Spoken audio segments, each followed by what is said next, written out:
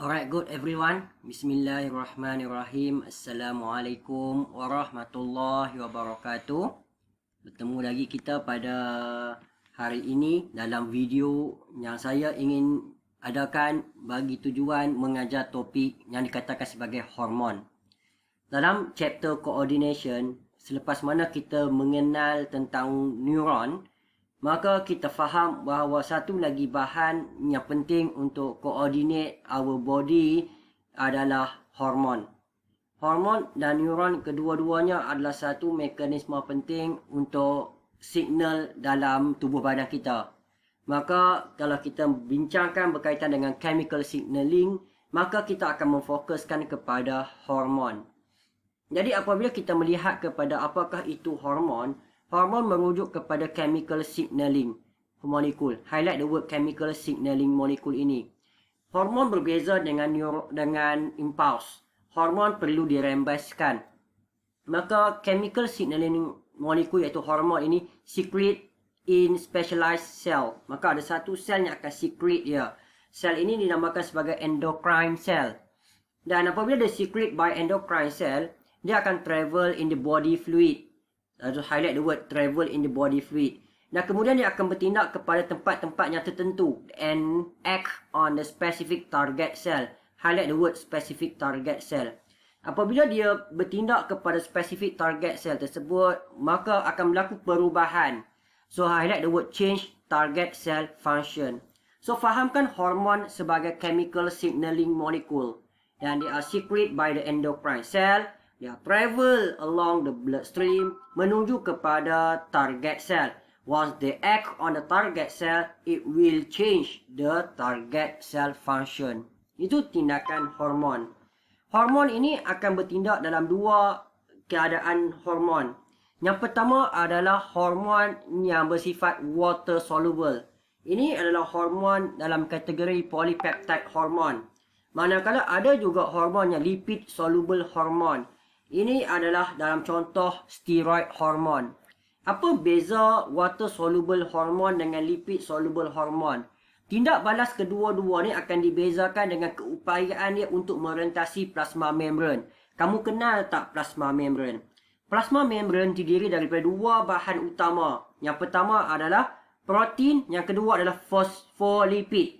Yang kedua ni yang penting, iaitu fosfolipid. Fosfolipid bilayer ini hanya membenarkan setengah bahan saja merentasinya. Salah satu bahan yang boleh merentasinya adalah lipid soluble hormon. Jadi, bagi benda-benda yang bersifat aqueous, iaitu water soluble hormon, dia tidak boleh merentasi plasma membran. Jadi, water soluble hormon ni secrete secara exocytosis daripada endocrine cell and then they are transport along the bloodstream. Apabila dia bergerak melalui bloodstream, dia sampai kepada target cell, it cannot diffuse through the plasma membrane. Highlight the word cannot diffuse through plasma membrane. So it cannot diffuse through. Dia tak boleh merentasi plasma membrane of target cell.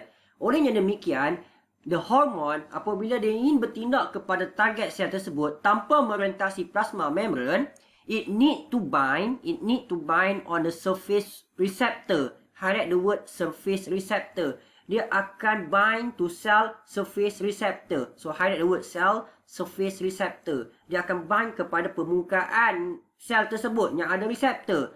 So barulah dia boleh induce change in the cytoplasmic molecule and alter the gene transcription. Kalau kita perhatikan, so hormon itu secrete by exocytosis, bergerak sepanjang bloodstream. Dan apabila dia ingin bertindak kepada target cell, it cannot diffuse through the plasma membrane. It only able to bind on the receptor protein located, terletak pada surface of the target cell tersebut.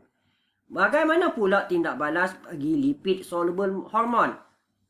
Untuk lipid soluble hormon, it diffuse from endocrine cell. Dia bukan secrete by exocytosis. It diffuse from the endocrine cell. And it bind to the transport protein along the bloodstream. Akibat dia adalah larut kepada lipid, maka untuk dia bergerak dalam salur darah, dia perlukan transport protein. Apabila dia sampai dekat target cell, ini yang penting ni. It diffuse into target cell across the plasma membrane. Highlight the word across the plasma membrane. Dan dia bind to receptor in the cytoplasm or nucleus. Highlight the word bind to receptor. Highlight the word cytoplasm and nucleus. Jadi berbeza dengan water soluble hormone. Lipid soluble hormone, contohnya steroid hormone ini, dia boleh diffuse the plasma membrane of the target cell. Jadi dia tidak akan bind dekat reseptor yang terletak pada permukaan sel. Dia bind dekat reseptor yang terletak di dalam cytoplasm. Reseptor in cytoplasm ataupun dalam nukleus. So, hormone receptor complex yang terbentuk tadi akan trigger change in the gene transcription. Lihat kepada diagram ini. So, ini adalah secretory cell. Dia akan diffuse the lipid soluble hormone akan diffuse from the secretory cell.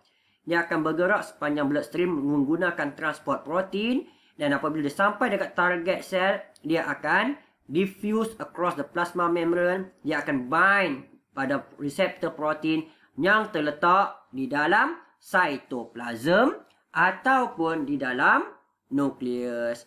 So, highlight the word bind, highlight the word cell surface receptor. Highlight the word bind, highlight the word receptor, highlight the word cytoplasm or nucleus. Jadi ini adalah perbezaan penting dan kita akan tengok bagaimana mekanisme dia secara lengkap dalam video kita akan datang. Assalamualaikum warahmatullahi wabarakatuh.